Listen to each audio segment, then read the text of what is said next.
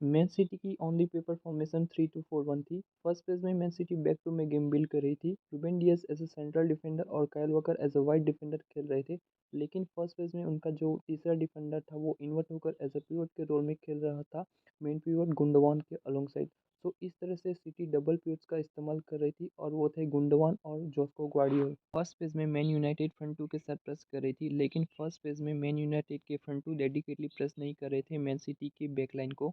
Man United के frontman deep और narrow operate कर रहे थे और उनका टास्क था सेंट्रल रहकर मैन सिटी के पिवट्स को कवर करने का।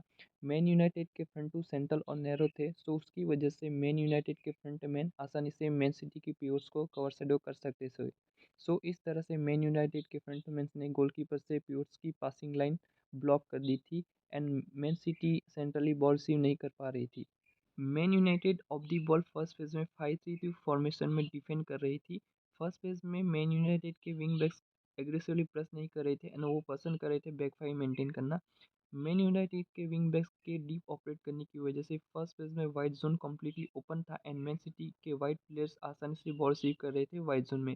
इस सिनेरियो में देखिए, जैसे कि हमने डिस्कस किया था, मैन सिटी के प्योर्स कवर शेडो थे और सेंट्रल चैनल ब्लॉक थी, बट मैन यूनाइटेड के विंग बैक्स के डीप ऑपरेट करने की वजह से गोलकीपर के लिए पासिंग आउटलेट थे सिटी के wide players and first phase में most of the attack wide zone से बन रहे थे। मैन यूनाइटेड की मिड थ्री सेंट्रल और नैरो थे एंड मैन सिटी का वाइड मिडफील्डर एक्सट्रीमली वाइड था। सो जब वो बॉल रिसीव कर रहा था तब वो वाइड जोन से आसानी से बॉल ड्राइव कर सकता था और मैन यूनाइटेड की सेकंड लाइन को आउट ऑफ द गेम कर सकता था।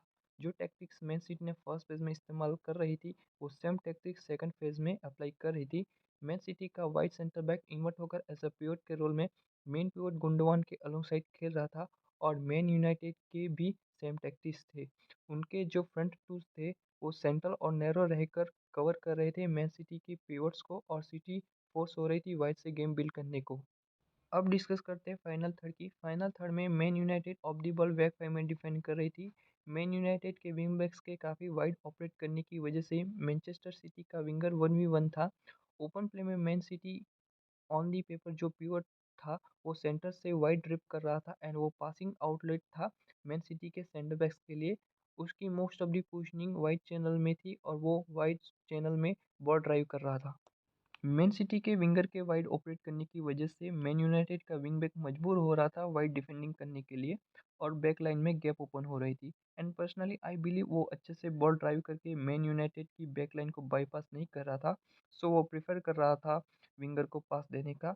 डोकू इस सिचुएशन में 1v1 था और वो ट्रिपल पास कर रहा था मैन यूनाइटेड के विंग बैक को, बट मैन यूनाइटेड के मिडफील्डर इस सिचुएशन में विंग बैक्स को सेंटर से वाइड ड्रिप करके मैन यूनाइटेड के विंग बैक्स को सपोर्ट दे रहे थे एंड मैनचेस्टर सिटी का विंगर वाइड जोन में 2v1 सिचुएशन का सामना कर रहा था। ओपन प्ले में मैन सिटी रफली 2-2-6 फॉर्मेशन में थी।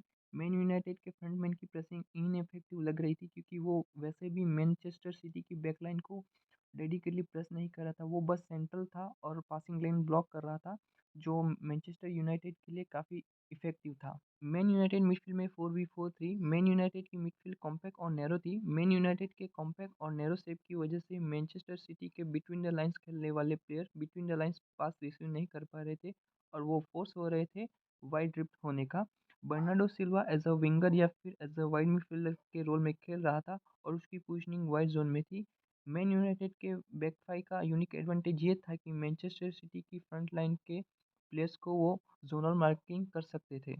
इस सिनेरियो में देखिए, बर्नार्डो सिल्वा वाइड में था और उसी वक्त जो मैनचेस्टर यूनाइटेड के विंग बैक की पोजीशनिंग थी वो भी ऑब्वियसली वाइड जोन में थी एंड वाइड जोन में 1v1 था एंड यहाँ पर काइल वॉकर के लिए पासिंग खेलना रिस्कियर था। कपल ऑफ टाइम्स पे attacking midfielder Phil Foden final third में बिटवीन द लाइंस स्ट्राइकर के नज़दीक ऑपरेट कर रहा था और केडीबी वाइड रेप कर रहा था हाफ स्पेस में।